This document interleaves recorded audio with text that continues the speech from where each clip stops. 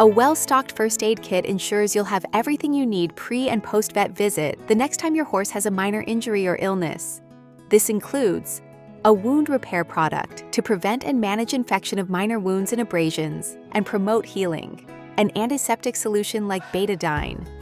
eye ointment or irrigation solution, non-stretching brown gauze to hold bandaging materials in place, self-adhering wrap,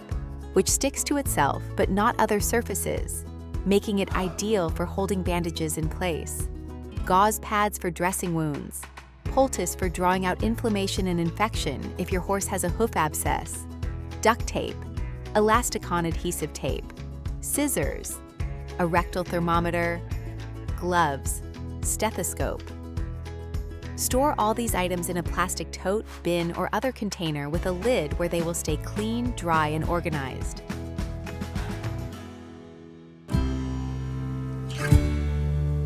Thank you.